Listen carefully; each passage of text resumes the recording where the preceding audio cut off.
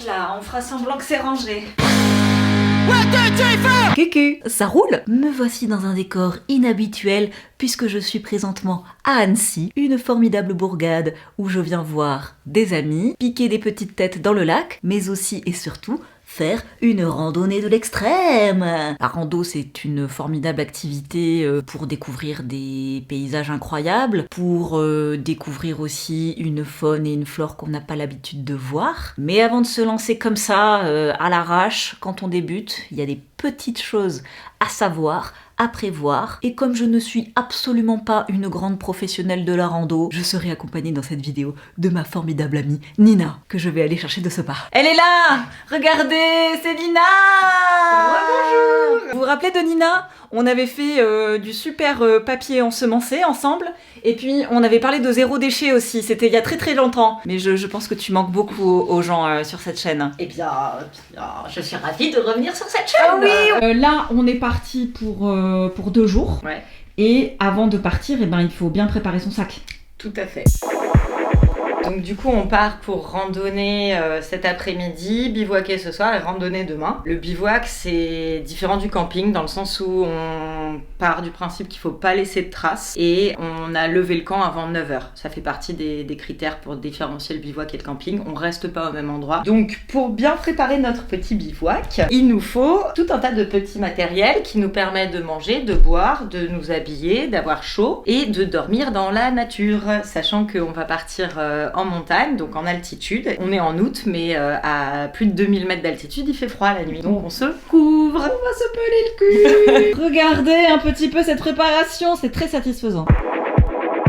Pour dormir dans la montagne, évidemment, il nous faut une tente. On a également besoin d'un matelas et d'un duvet. Comme Ophélie est sur ses premiers bivouacs, on lui a prévu un petit coussin gonflable. Ça c'est gentil. Voilà. Là-dedans, on a donc un sac de compression qui contient tous les petits vêtements dont elle va avoir besoin pour la soirée, la journée, se changer, tout ça. Des bâtons, parce que quand on monte en montagne, le terrain peut être accidenté et donc ça permet de se stabiliser dans la marche, surtout qu'on porte du poids. Donc il faut protéger ses chevilles. Il faut évidemment de l'eau. Donc là on est 2. Ophélie va porter 3 litres d'eau et moi 5. Évidemment une lampe frontale parce qu'il n'y a pas de lumière la nuit dans la nature. Ah bon? Non. Une batterie portable qui nous permettra de recharger nos téléphones en cas de besoin. Une trousse de secours. La trousse de secours contient principalement des pansements, quelques médicaments d'urgence, du petit matériel de réparation, du gaffeur, de la cordelette, des élastiques, des épingles à nourrice, du fil dentaire qui nous permettra avec une épingle de pouvoir recoudre des choses si on a une couture qui se défait en cours de route. On emmène une casquette pour se protéger du soleil. On passe autour depuis tout à l'heure, mais quand même. Du papier toilette. Et on va parler également de cet élément-là, le petit sac poubelle, puisqu'on ne laisse pas son papier toilette dans la nature. Là, on a un jet boil qui est un outil qui nous permet de faire chauffer très très vite de l'eau pour pouvoir faire du thé, de la soupe, du café pour le matin et qui nous permet de minimiser l'encombrement et le poids de ce qu'on va transporter pour se nourrir, sachant qu'on a déjà de la nourriture. Oui.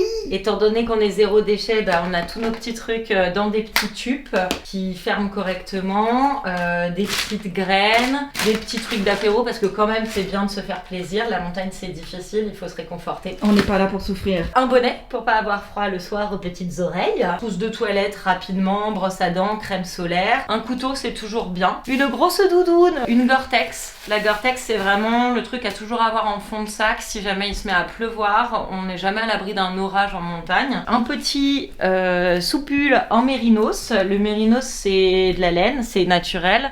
Et ça a la propriété de rester, conserver ses propriétés thermiques même quand c'est humide et qu'on a bien transpiré dedans. Dans la trousse de secours, on a également une couverture de survie. Et un sac à dos. Ah oui, ça c'est pratique remplir. aussi. C'est parti le remplissage.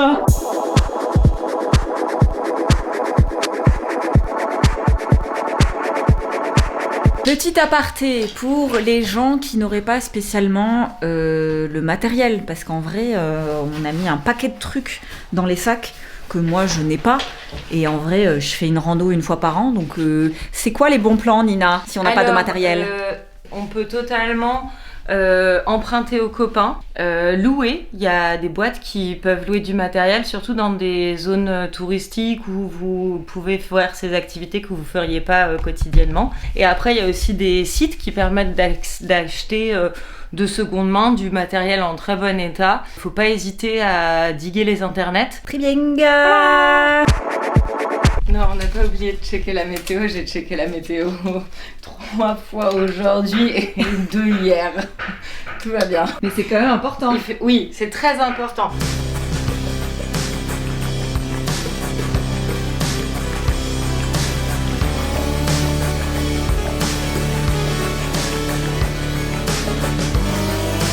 Alors, voici ce qui nous attend, notre mission. Derrière la barre rocheuse qu'on voit là, on va monter par les plaines en herbe. Une bonne bombée. Première question, Nina. Comment fait-on pour se repérer? Est-ce que tu as pris une carte? Parce que moi, j'ai rien pris. J'ai même pas pris mon portable. Déjà, il y a le fait que moi, je suis déjà venue ici, donc je connais le chemin. Ça aide. Donc prendre quelqu'un qui s'y connaît, c'est un bon point. Mais pour se repérer, souvent, il y a des topos ou des cartes. Sur les cartes, les chemins sont indiqués. Donc, type carte où vous pouvez trouver les GR, les sentiers de randonnée. Les cartes IGN sont très bien faites. Il y a tous les chemins dessus. Il y a aussi des applis qui vous permettent de préparer votre itinéraire. Et puis après, on suit les balisages quand on en voit. Là, en l'occurrence, sur le chemin où on est, c'est du balisage beige avec des flèches vertes. Mais sur les GR, vous pouvez avoir des traits blancs et rouges. Voilà. Très bien.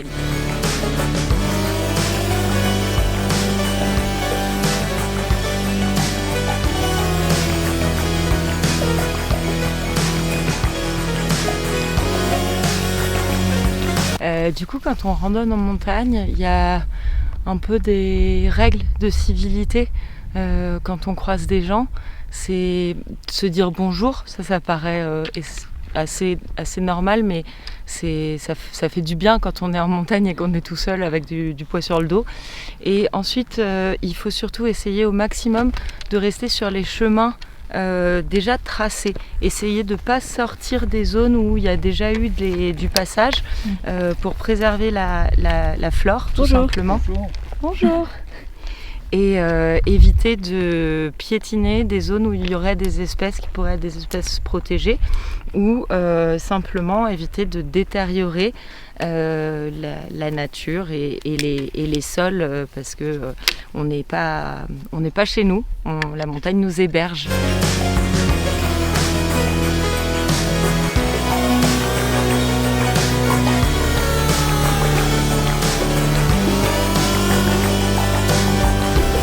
Oui, on est arrivé.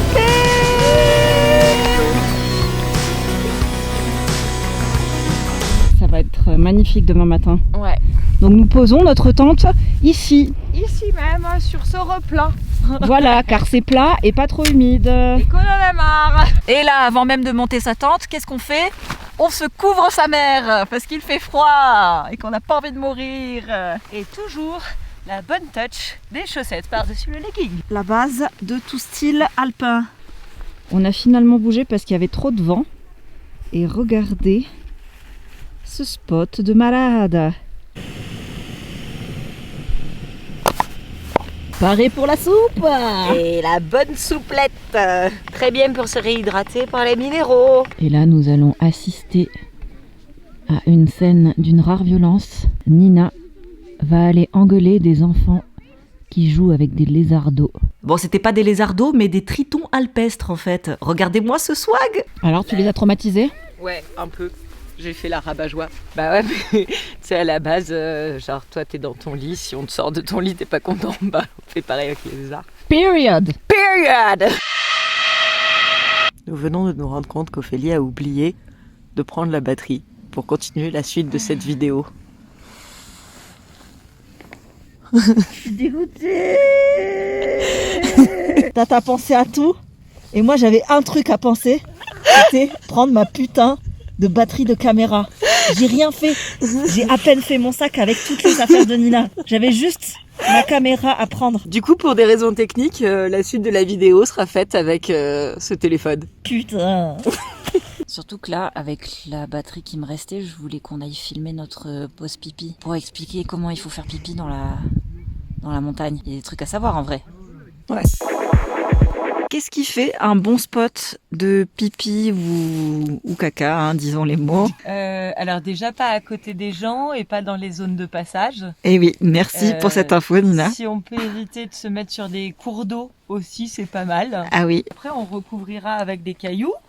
On laisse pas notre PQ et voilà, on fait un petit trou, quoi. Je continue de te filmer ou pas? Non, tu peux arrêter, je pense que c'est bon maintenant. Fun fact, on a tellement une réputation de gros crados les Français que les randonneurs étrangers appellent les morceaux de PQ laissés dans la nature les French flowers. Ouais, la grosse teon. Là, que vois-je?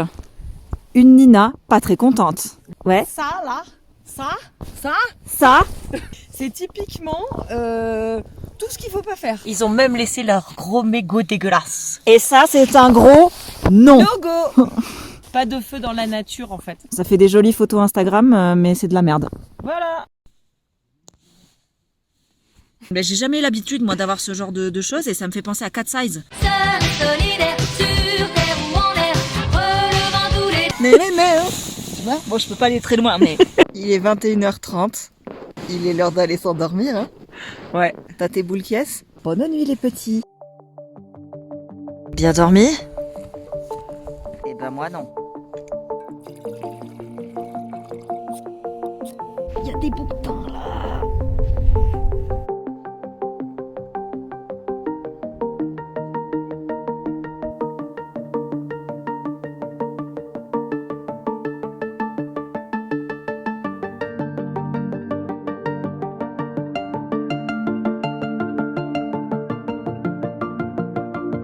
Et ça y est, on remballe.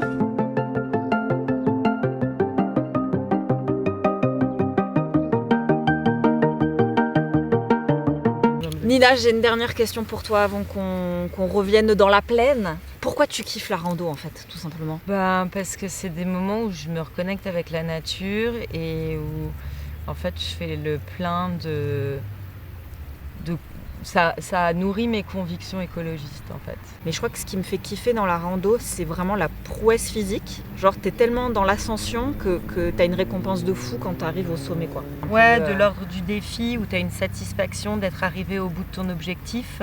Et t'as des paysages de malade, quoi. T'as des paysages de malade et je trouve aussi que quand tu marches dans la nature, t'as une sorte de dialogue intérieur, un truc de l'ordre de la méditation qui se crée parce qu'en fait tu marches et tes pensées, elles se font toutes seules. Qu'est-ce que tu dirais à des gens qui se lancent dans la rando? Préparez-vous bien, lisez, demandez des conseils et surtout respectez l'endroit où vous allez, laissez pas vos déchets et profitez de réapprendre à s'émerveiller de la nature. Laissez pas traîner vos déchets. Merci Nina pour cette aventure. C'était trop cool le bivouac.